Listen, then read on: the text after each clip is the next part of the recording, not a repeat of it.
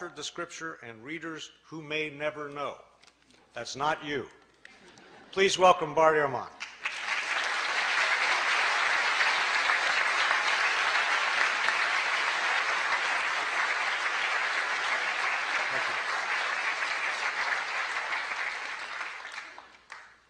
Well, thank you very much for that generous introduction, and you're welcome. It's a pleasure to be with you all this evening. So, as Bob was pointing out, I teach at the University of North Carolina at Chapel Hill, which, as you all know, is in it's the buckle of the Bible Belt. Which creates certain interesting moments in teaching historical approaches toward early Christianity and the New Testament. This last year I was teaching my course on the New Testament, so I had a class of about 360 students in it, and I decided to do something this last year that I had never done before. I began my class by asking students the following question. I said, how many of you in here would agree with the proposition that the Bible is the inspired Word of God? Boom! The entire room raises its hand. All right, good, great. Now, how many of you have read the Da Vinci Code, I asked? Boom! The entire room raises its hand.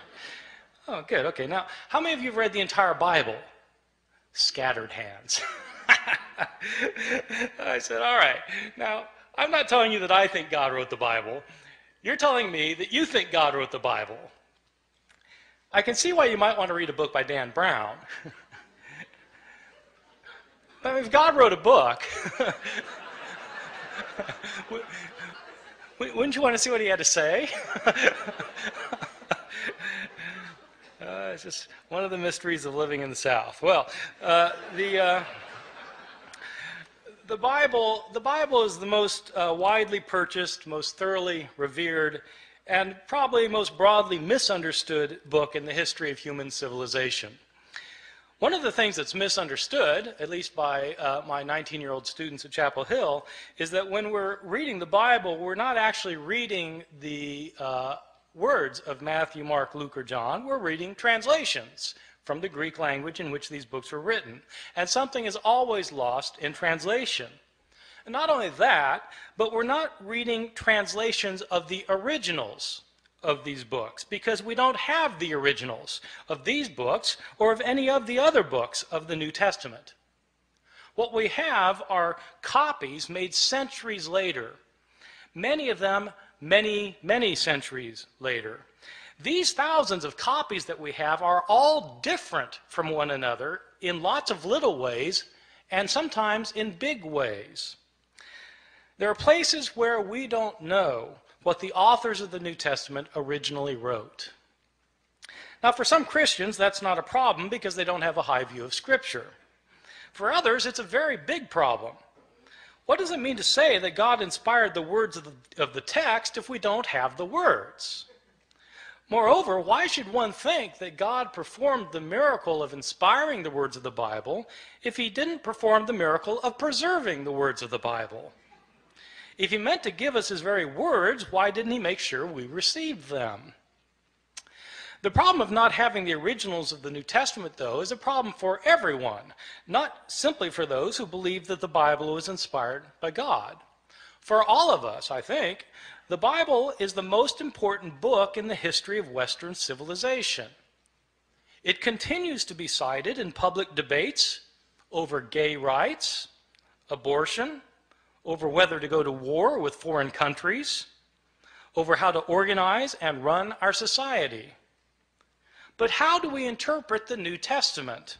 It's hard to know what the words of the New Testament mean if we don't know what the words were.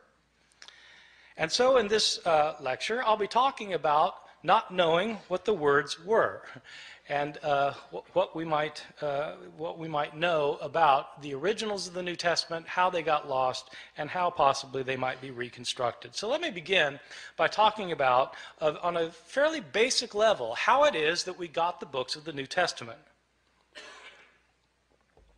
The books of the New Testament were all written in Greek. They were all written in the first century of the Common Era.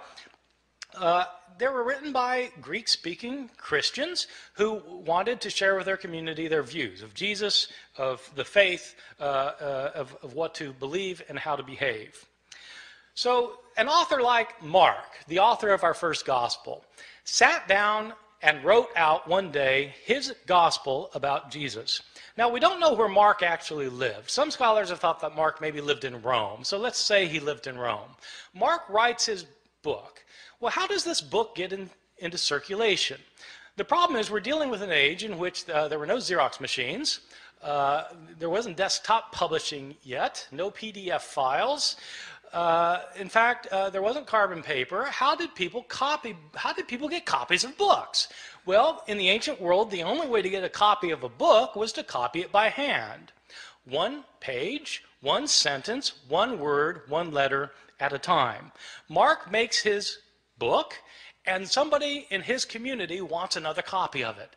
And so that person either makes a copy himself or has somebody else make a copy for him. Now, part of the problem is that in the ancient world, at this time period in the Roman Empire, probably something like 90% of the population was illiterate, couldn't read or write. So not anybody could just make a copy. And most people who could write couldn't write very well. And so somebody makes a copy. We don't know who it was who made the first copy. We don't know if this person was competent or incompetent, but he made a copy. And probably, if he made a copy of this book by hand, one page, one sentence, one word, one letter at a time, he made mistakes. Now, my students sometimes have difficulty believing that people make mistakes when they copy things by hand. And so I tell them, well, you sit down tonight and copy the Gospel of Mark and see how you do. Well, in fact, they'll make mistakes. Now, here we have a problem created because we have the second copy of Mark that is also put in circulation, and somebody wants a copy of Mark, and so they copy the copy, but the copy has mistakes in it, and so the next person who copies it copies the mistakes thinking that they're the original wording, and the second person also makes mistakes of his own. And so he not only reproduces the mistakes of his predecessor, he introduces his own mistakes. And then another person comes along and copies that copy, making the mistakes of both of his predecessors and creating mistakes of his own. And then that book gets put in. And pretty soon you've got copies around the city of Rome that are all different from one another. Now, a visitor comes to Rome from Ephesus, and they have a church back in Ephesus too, and they want a copy of this gospel, and so he takes a copy, makes a copy, takes it back to Ephesus. And then that copy gets copied, and that copy gets copied, and that copy gets copied. Then somebody comes from Smyrna, and they want a copy. And so it goes for year after year after year. We don't have a copy of Mark until around the year 200. About 150 years after Mark was originally written. So not only do we not have the originals, we don't have the first copies, or the copies of the copies, or the copies of the copies of the copies of the copies, etc., etc. Mistakes were made en route, and these mistakes were replicated. Now, the only way a mistake gets corrected is if you're copying a copy of Mark, and you come across a sentence that you're pretty sure is wrong because it doesn't make sense, and you try and correct it. And so you correct it to say something other than what it says. The problem is there's no guarantee that you will correct the mistake correctly, right? You might correct the mistake incorrectly, in which case you've got three forms of the text: the original text, the mistake, and the mistaken correction of the mistake. And so it goes on for year after year, decade after decade. The originals end up getting lost. They get lost. They're either worn out of existence, or people figure, well, we don't need this. I've got a brand new copy of it, and so they throw it away. And all of the books of the New Testament, all 27 books, experience the same fate. And so that is the situation we're dealing with. This is not a situation that's unique to the New Testament. This is a situation that we find for every book from the ancient world. Every ancient book has this problem. The problem's exacerbated with the New Testament simply because the New Testament has come to be revered as Scripture, and also because, as it turns out, we have more copies of the New Testament than of any other book from the ancient world. That would seem like a good thing, but it also means that we have more mistakes for the New Testament than for any other book. And so the abundance of evidence we have creates an abundance of problems. Let me talk about the surviving copies that we do have. First, give you a sense of the numbers of books that we're talking about. New Testament was originally written in Greek, and at last count, we had over 5,700 copies of the New Testament in the Greek language in which it was originally written. Now, when I say we have 5,700 copies, I don't mean that we have complete copies of all the books from beginning to end. What I mean is we have either complete copies or fragmentary copies. Some of these fragmentary copies are very small little fragments found in trash heaps in Egypt where the rest of the book was destroyed, and we just have a little scrap. So we have from little scraps to enormous tomes that are in medieval libraries. We have 5,700 copies in Greek, and we have copies in other languages because as Christianity spread throughout the Roman Empire, people translated the New Testament into other languages, such as Latin. We have something like 10,000 copies of the Bible in the New Testament in Latin, in Coptic, the ancient Egyptian language, in Syriac, in Georgian, in Armenian, in Old Church Slavonic, et cetera, et cetera. We have all sorts of copies in all sorts of languages. These copies can be compared with one another, and when you compare these copies with one another, there are lots of mistakes in them because no two of these copies are exactly alike in their wording. How old are these copies that we have? Well, the oldest copy that we have of any book of the New Testament is actually a little fragment that was discovered in Egypt. This fragment is about the size of a credit card, and it's written on both front and back. That's significant, by the way, that it's written on both front and back because it tells you that this copy actually came from a book. Like we have books today where you've got pages written on front and back as opposed to a scroll. Christians early on preferred writing their scriptures in books rather than in scrolls. That made these books different from other books throughout the Roman world. This little credit card sized scrap that we have is called P52. It's called P52 because it's written on papyrus. So papyrus is an ancient writing material, and it's called P52 because it was the 52nd papyrus that was discovered and categorized, classified, cataloged. So this little scrap has a few lines on it from John chapter 18. It's the passage where Jesus is talking to Pontius Pilate in his trial before Pilate, where Pilate says, "What is truth? What is truth?" That line. So that's that. It's written on, and it's written both front and back. Now the thing is, if you have a little scrap like that, and it's written on the front and the back, and you know what passage it comes from, then you can actually do some interesting things because you can figure out, even though you don't have a complete line on this page, you can figure out where this thing was on the page. And if you've got if you do it right, if you've got it one margin, you can figure out how many letters were in each line, and you can figure out how many lines must have been on the page in order to get from this part to that part. See what I'm saying? So you can actually reconstruct how long the page was, and then you can calculate how many pages were in this manuscript, because how many pages would it take with this many letters in it to create the Gospel of John? And so this one scrap can tell you how long the manuscript was. So there are people who do this for a living, so it turns out.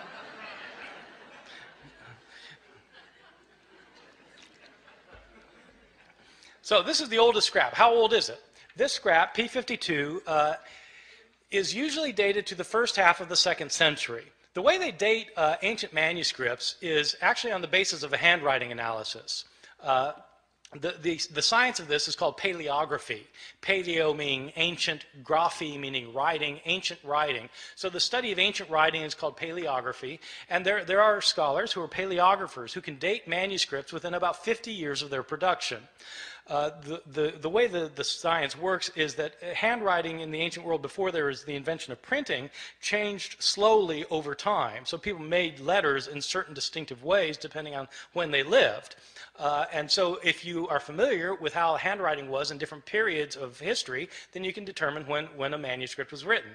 That's the science of paleography. And a good paleographer can get within about 50 years. So this thing, and you need a 50-year gap because some scribe who's copying a manuscript when he's 70 probably is writing the same way he did when he learned how to write when he was 20, and so you need a 50-year 50-year gap. So this thing is dated to around 125 plus or minus 25 years. Well, that's pretty early.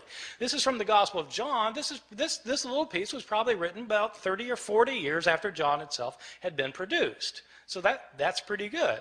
We don't get a complete copy of the Gospel of John until, again, around the year 200. But we do have this little scrap. Most of the manuscripts we have are not anywhere near this early, though. We start getting full manuscripts at the beginning of the 3rd century, around the year 200, 150, 170 years after Jesus' death. These are about 120 years after most of these books had been written. And we don't start getting numerous manuscripts until the 7th, 8th, or 9th centuries. And then we start getting lots of them, because then you've got monasteries where monks are spending their days copying manuscripts, and we have a lot of their manuscripts. And so 5,700 manuscripts, some of them going back into the 2nd century, none of them being the originals, or even within a few years of the originals.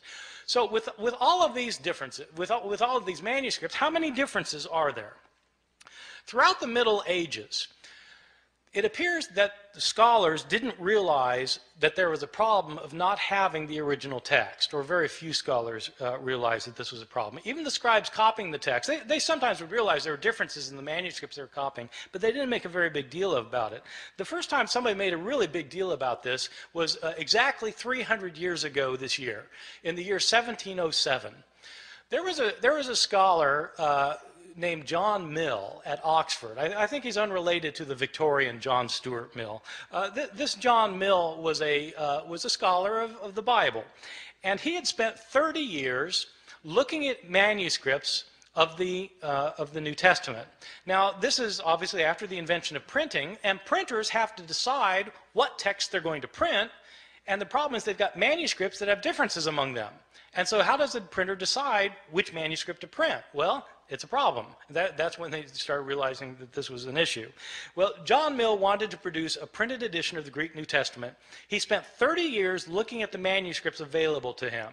He had available to him 100 manuscripts, approximately 100 manuscripts. And he printed up his edition of the Greek New Testament, in which he'd give a verse, and then at the bottom of the page he would indicate the places where the manuscripts differed from one another for that verse. To the shock and dismay of many of his readers, when John Mill produced his edition of the Greek New Testament, it included an apparatus at the bottom of the page that cited 30,000 places where the manuscripts differed from one another. 30,000 places where there were manuscript variations among the manuscripts that he had discovered. And the striking thing is, John Mill didn't give all of the differences he found. He only cited the differences that he thought were significant. Some of his detractors claimed that John Mill was working to render the text of Scripture uncertain. His supporters pointed out that he didn't create these differences. He simply noticed that they exist. So what do we know today about the numbers of mistakes in our manuscripts? Well, Mill looked at 100 manuscripts, and now we have 5,700 manuscripts. Nobody knows how many differences there are among the manuscripts that we now have, because nobody yet, even with the development of computer technologies, nobody has been able to add up all of the differences. Sometimes scholars guess there may be a couple 100,000 differences. Some people say 300,000, some say 400,000. There are different guesses. The way I usually put it to my students is in comparative terms. There are more differences in our manuscripts than there are words in the New Testament. More differences in our manuscripts than there are words in the New Testament. Well, this obviously creates a problem. If you want to know what Mark actually said, and all you've got are copies of Mark that are hundreds of years later that have so many differences in them, how can you possibly reconstruct it?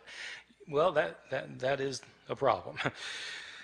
Now, having said that we have these hundreds of thousands of differences, I want to emphasize a particular point, which is most of these differences that we have in our manuscripts are completely insignificant, unimportant, and don't matter for a thing. Many of these differences in the manuscripts are so unimportant that you can't replicate them in translation. Okay? In other words, like they changed the word order. in Greek, where you'd have to translate it the same way no matter what the Greek word order is. So, I mean, it doesn't really matter very much. By far, the vast majority of these hundreds of thousands of differences are significant for nothing more than showing that scribes in antiquity could spell no better than my students can today. And scribes, of course, didn't have spell check.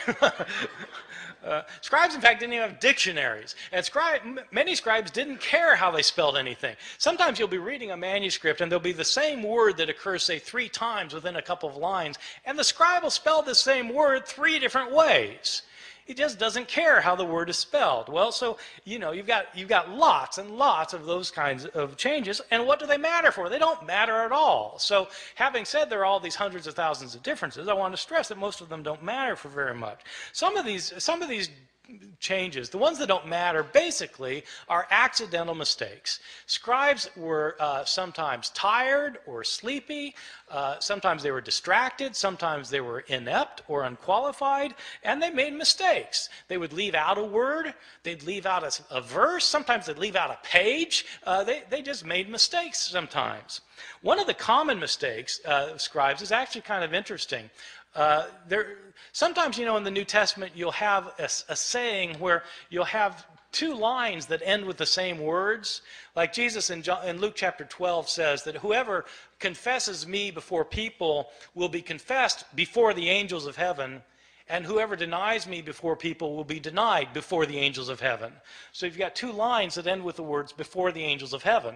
And what scribes sometimes would do is they'd copy down the words before the angels of heaven on the first occurrence, and then, you know, they'd copy it down, then their eye would go back to the page, and their eye would alight on the second occurrence of the same words. Thinking that that's what they had just copied, they'd go then to the next line and start copying there, and as a result, they would leave out the intervening line. See how that works? That kind of phenomenon is where your eye skips from one line to another. It's called parablepsis. Parablepsis. And when you have words that end a line in the same way, that's known as homoteleuton. So this kind of mistake is called parablepsis occasioned by homoteleuton. It's on my final exam at Chapel Hill. Probably the most egregious mistake in any manuscript of the New Testament, one of my favorites, is in a manuscript that's manuscript 109. It's 109 because it's written on parchment and animal skin instead of papyrus, and it's the 109th manuscript that was cataloged. This is a 10th century manuscript that was written by a scribe who wasn't paying attention, and this scribe was copying the Gospel of Luke. Now, the Gospel of Luke is one of the 2 Gospels in the New Testament that has a genealogy of Jesus. Genealogies usually aren't the favorite reading of my students at Chapel Hill, and I think probably it wasn't the favorite reading of this guy because he wasn't really paying attention to what he was doing. But, you know, in Luke's genealogy is actually fairly interesting because in Matthew's the other gospel that gives a genealogy of Jesus, and it traces Jesus' line all the way back to Abraham, the father of the Jews, in Matthew. Luke doesn't stop there. Luke keeps going. Luke traces Jesus' genealogy all the way back to Adam, as in Adam and Eve. This is a fantastic genealogy. I've got an aunt who's a genealogist who's traced my family, you know, back to the Mayflower. The Mayflower, Adam and Eve. So it's, you know, Jesus is supposedly the son of Joseph, who's the son of so-and-so, the son of so-and-so, the son of so-and-so, who's the son of David, son of Jesse, son of so-and-so. It goes all the way back, you know, Isaac, son of Abraham, back to, Seth, son of Adam, who's the son of God. Okay, this genealogy goes all the way back. So the scribe of manuscript 109 is copying a manuscript that evidently gave the genealogy in 2 columns. 2 columns. But the second column didn't go to the bottom of the page. It only went partway down, the second column. So the first column, second column, partway down. And the scribe apparently didn't realize that this genealogy was in 2 columns. And so he copied across the columns instead of copying one column, then the other column, leading to some very interesting results. As it turns out, Adam isn't the first human being. There was a man named Phares, who's the father of the human race, and as it turns out, God is the son of Aram. So it happens. These kinds of mistakes are just pure accidental mistakes that scribes mess up in places. There are other kinds of mistakes that are what I think are probably intentional mistakes. I differentiate between accidental mistakes where scribes just slip up and intentional mistakes where it looks like scribes are actually trying to change the text. Now, I don't know for sure that scribes are trying to change the text. I don't have any scribes around to interrogate about the matter, but there are some changes that don't look like they could possibly simply be a slip of the pen. And there are others that are debatable, whether they were a slip of the pen or not, but let me give you a couple of examples, and you'll see that some of these look like scribes maybe wanted to change the text. I'll give you a couple for instances. In Mark chapter 1, the Gospel of Mark, we read at the very beginning that we read, as was written in Isaiah the prophet, behold, I send my messenger before your face to prepare your way for you. Okay, this is in Isaiah the prophet, behold, I send my messenger before you. This is a very interesting passage because the passage that's quoted is not Isaiah. When it says in Isaiah the prophet and then it gives the quotation, the passage quoted is actually Exodus. So it's interesting that in the later manuscripts of Mark's gospel, the text is changed. So that it no longer says in Isaiah, as is written in Isaiah the prophet. Now it says, as is written in the prophets. You see, getting rid of the problem that, in fact, this isn't a quotation from Isaiah. Right? See, so maybe that's a slip of the pen, but it looks to me like somebody saw that this could be taken as a mistake, and they changed it as a result. Or give you a second example. In Luke's Gospel, chapter 2, we have the only story of Jesus as a boy in the New Testament. Jesus is a 12-year-old, and we're told that he and his family have taken a trip to Jerusalem to celebrate a festival, probably the Passover festival.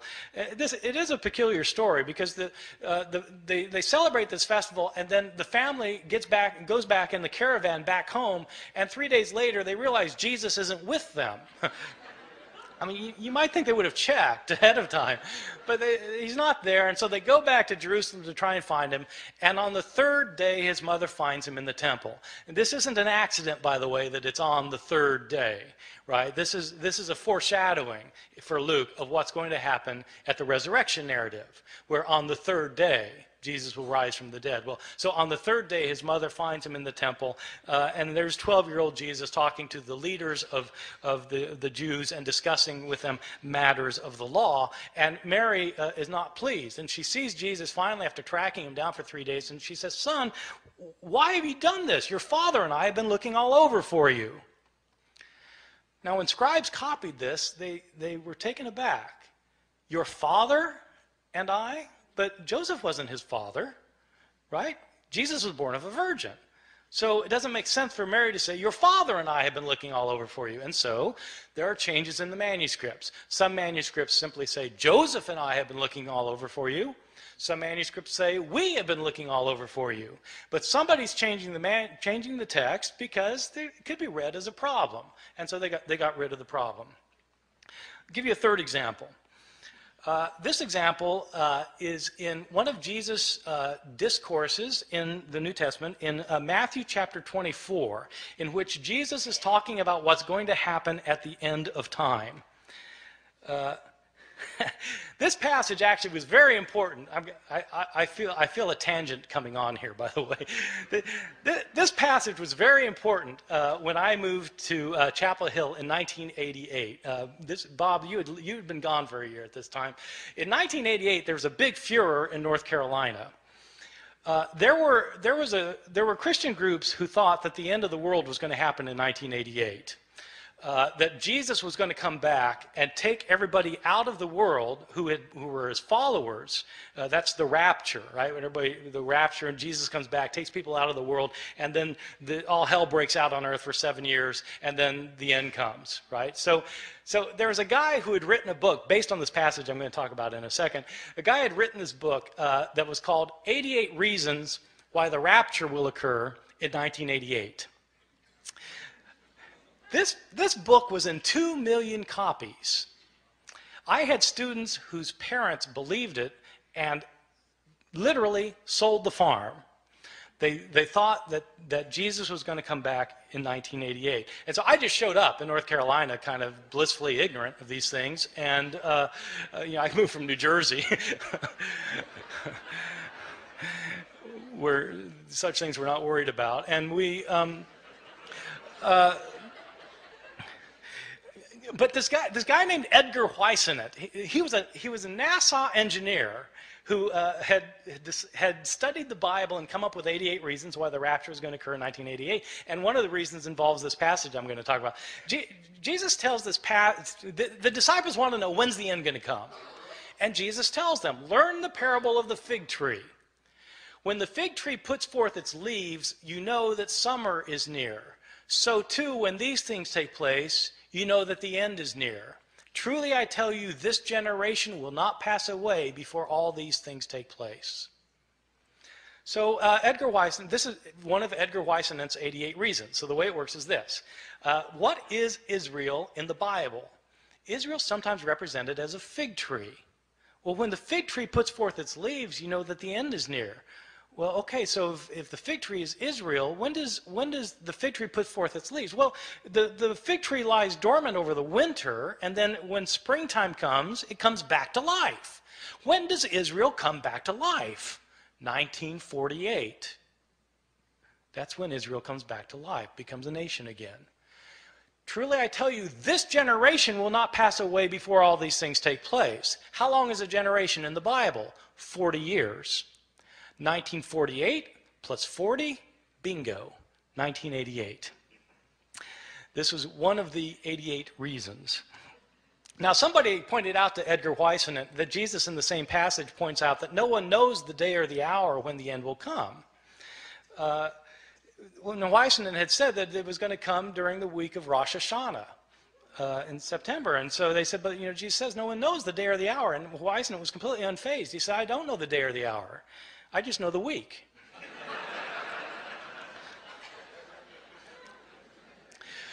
All right, so this passage actually throughout Christian history has been important because people have always been trying to figure out when the end's going to come. So in this passage, Jesus says no one knows the day or the hour, not the angels of heaven, nor even the Son, but the Father alone. Okay, Matthew 24:36. Scribes copying that found it to be a peculiar thing to say, though. Not even the Son knows when the end is going to come? I mean, surely the Son of God is all-knowing.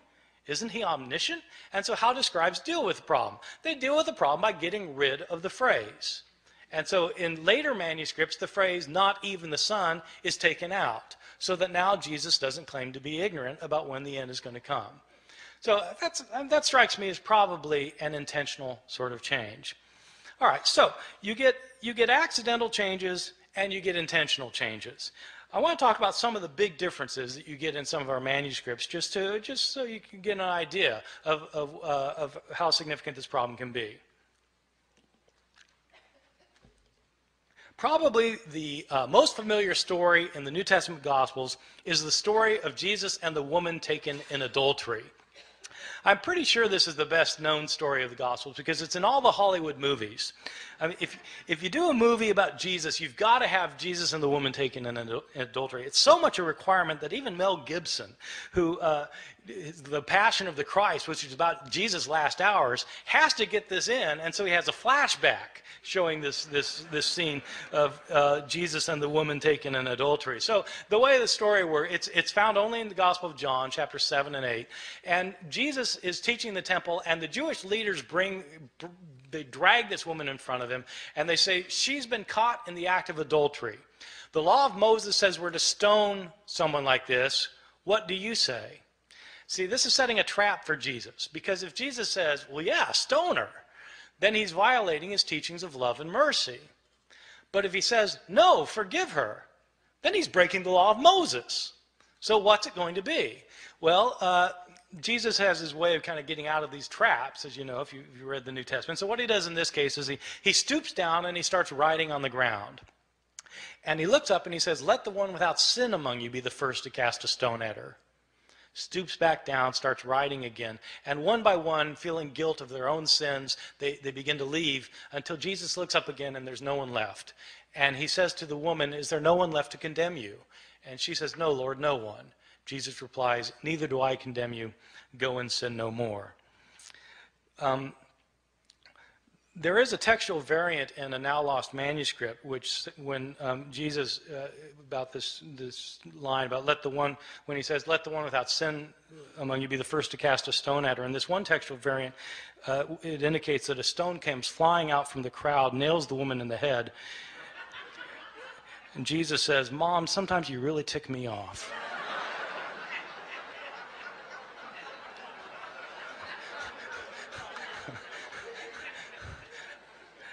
I made that up. This story, this beautiful story, this powerful story, which has two terrific lines from Jesus in it. This story was not originally in the Gospel of John. This is a story that was added to the Gospel of John by later scribes. How do I know that?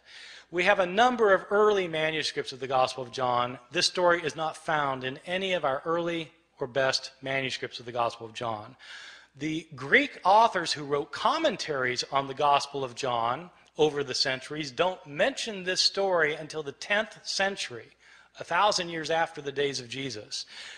The writing style of this story, if you read it in Greek, the writing style is a completely different writing style from the writing style of the rest of the Gospel of John. As a result, scholars have known for years that this story did not originally belong in the Gospel of John. Well, why is it in our English Bibles then? Probably what happened was some scribe had heard this story. They'd heard the story and they decided that it illustrated some of the teachings in John chapter 7, and so they wrote out the story in a margin. A second scribe came along, saw the story in the margin, and thought it belonged in the text, and then wrote his manuscript by putting the story in the text. Another scribe comes along and copies that manuscript, and that manuscript gets copied, and so on until it becomes part of the textual tradition. And it's these later manuscripts that were used by the translators of the King James Bible in 1611, so that the story came into English through the King James Bible. So this story, however, is not a story that was originally in the New Testament.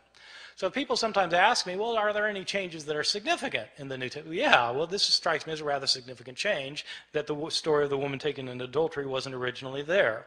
Or consider a second instance of another big difference, the Gospel of Mark. Mark is probably my favorite gospel because it's so subtle and understated in places, and it says things that you don't expect. And nowhere is this more true than in the ending of Mark's gospel. In Mark's gospel, Jesus is put on trial, and he's crucified, he's dead, he's buried, and on the third day, the women go to the tomb. The tomb is empty, and Jesus is not in it. There's some man in there. And the man tells the women that Jesus is not here, he's been raised from the dead. He tells the women, go tell the disciples that he will meet them in Galilee. And then it says the women fled from the tomb, and they didn't say anything to anyone, for they were afraid. Period. That's where it ends. That's the end of the Gospel of Mark. And you think, how could it end there? I mean, they're told to tell the disciples, but they don't tell anybody. Didn't the disciples ever learn? Didn't they go to Galilee? Didn't they see Jesus? How could that be the end of the story? And that's exactly the reaction the scribes had. They got to that ending, they said, how could it end there?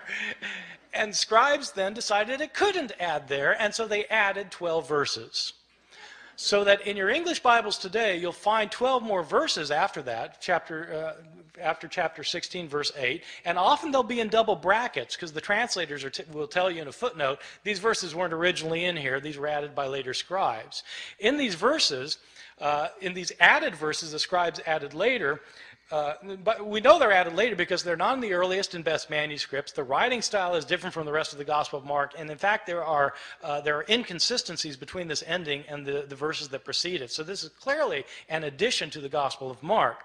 in these final verses, according to these final verses, the women do go tell the disciples do go to Galilee, they do meet Jesus there, and Jesus then tells them that they're to make disciples of all the nations, and people become his disciples will be able to speak in foreign languages that they previously didn't know.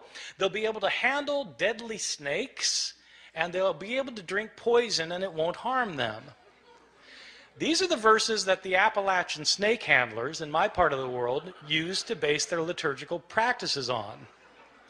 I've always thought that sometime in the ambulance on the way to the hospital, somebody should point out, well, actually those verses aren't in the Gospel of Mark.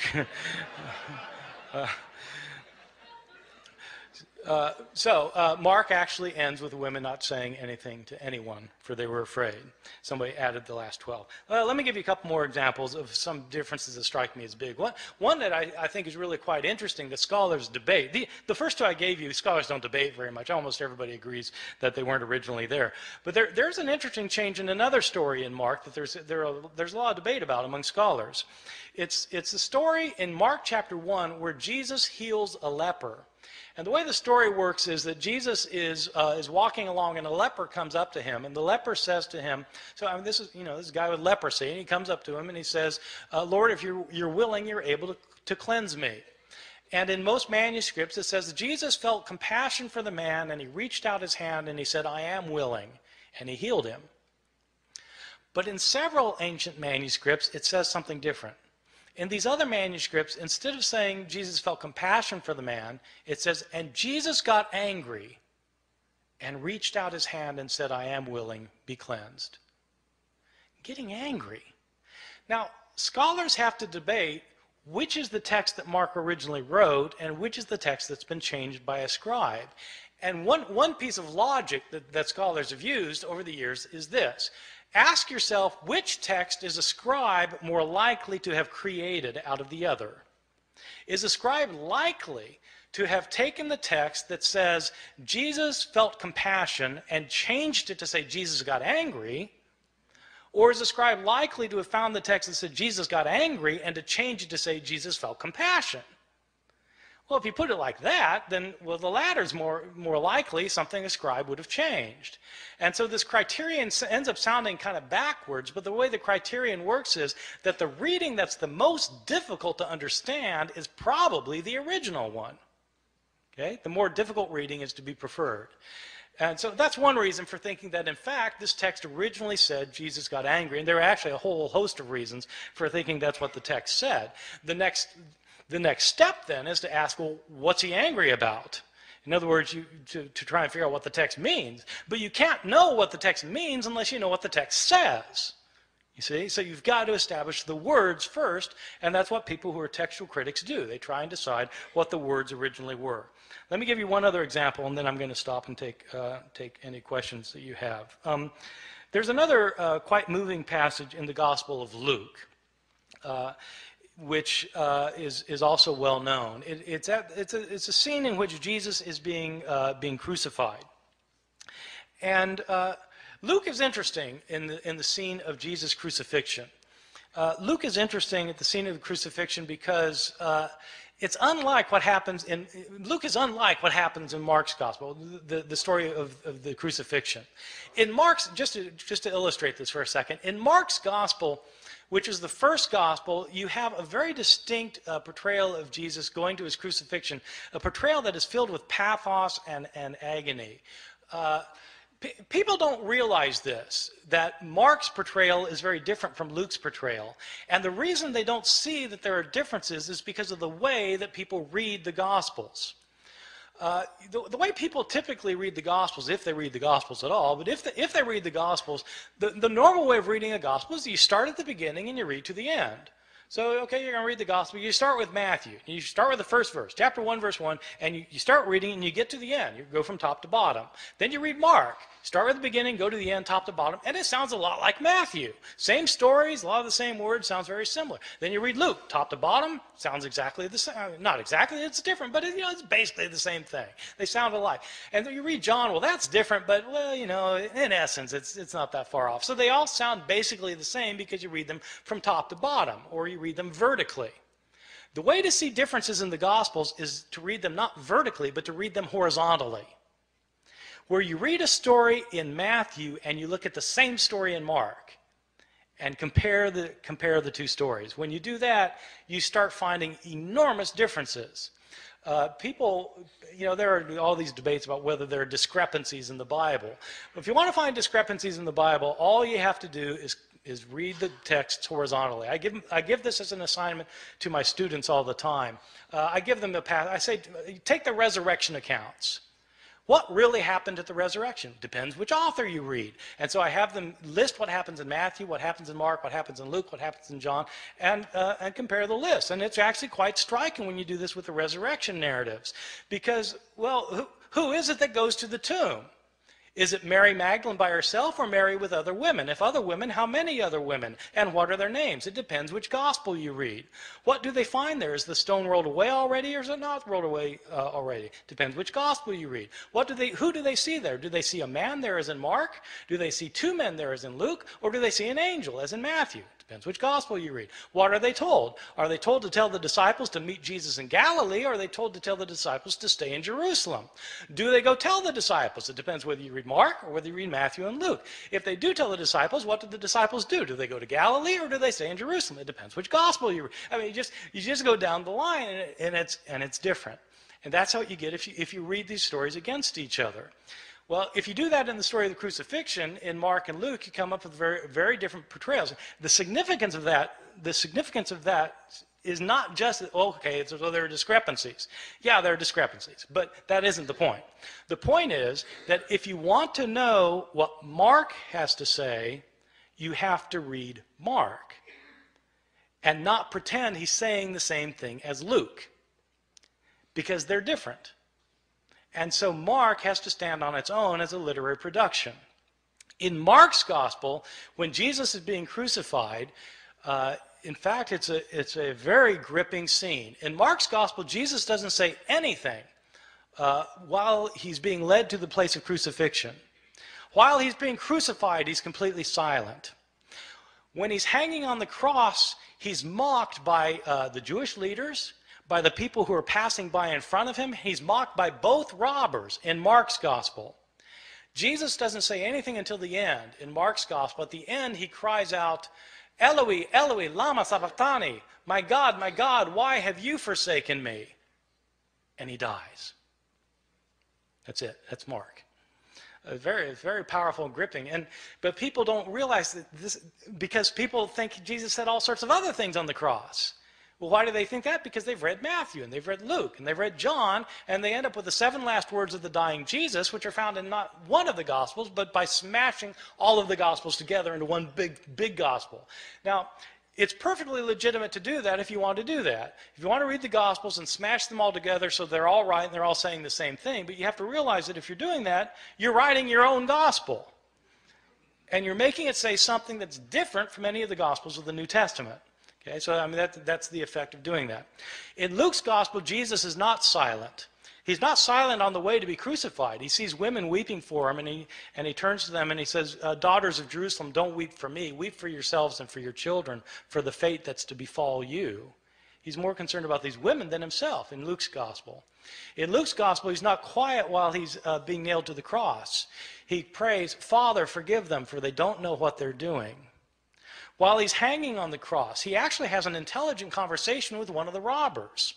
The one guy maligns Jesus. The other robber says to the other person to be quiet because Jesus hasn't done anything to deserve this. And then he turns to Jesus and says, Lord, remember me when you come into your kingdom. And Jesus says, truly I tell you, today you will be with me in paradise. Jesus knows exactly what's happening to him in Luke's gospel. Not in Mark, but in Luke, he knows exactly what's happening to him. He knows what's going to happen to him after it happens to him. He's going to wake up in paradise, and this guy's going to be next to him. And at the end, the most telling thing of all is that Jesus, instead of crying out, my God, why have you forsaken me? He doesn't say that in Luke. What he says is, Father, into your hands I commend my spirit. And he dies. In Luke's gospel, Jesus is completely in control of the situation. He knows what's going on. He knows why it's going on, unlike Mark, where he seems to be in doubt.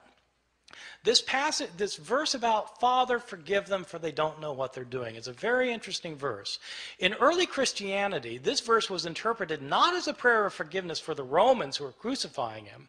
It was interpreted as a prayer for the Jews who had turned Jesus over to the authorities. Jesus is asking for forgiveness for the Jewish people in the interpretation of the early Christian interpreters of the passage.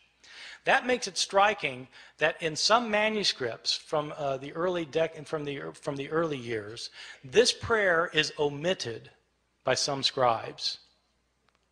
Why would scribes take that lovely verse out?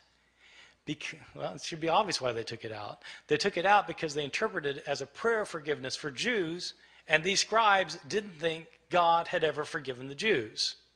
In the 2nd and 3rd centuries, Christians started saying that Jews are guilty for the killing of Christ, and that, in fact, the destruction of the city of Jerusalem in the year 70 by the Roman armies was a punishment by God given to the Jewish people for rejecting their own Messiah.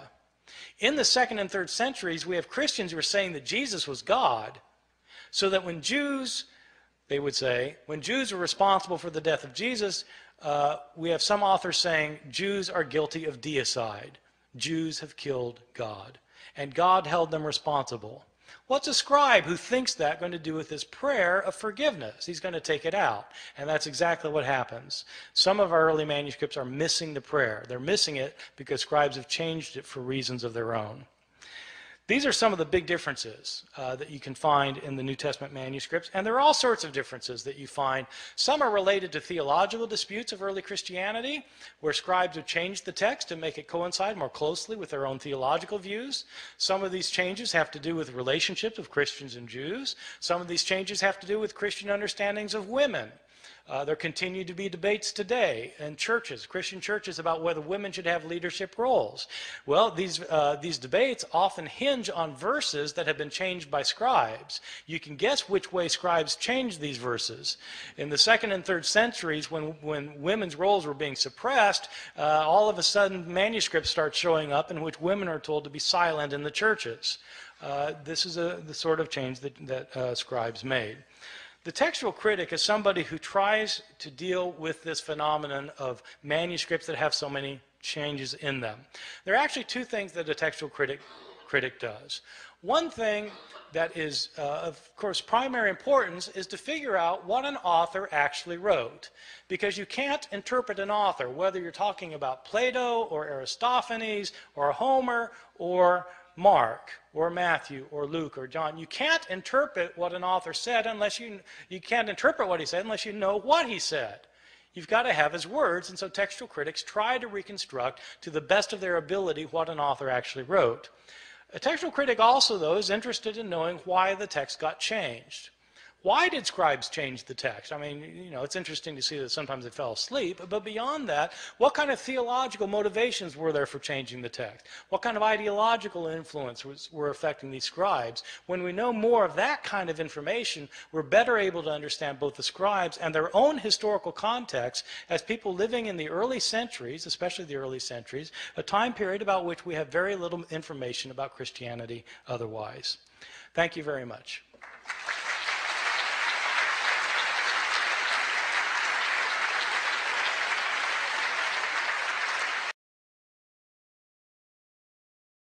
أعوذ بالله من الشيطان الرجيم بسم الله الرحمن الرحيم فويل للذين يكتبون الكتاب بأيديهم ثم يقولون هذا من عند الله ليشتروا به ثمنا قليلا فويل لهم مما كتبت أيديهم وويل لهم مما يكسبون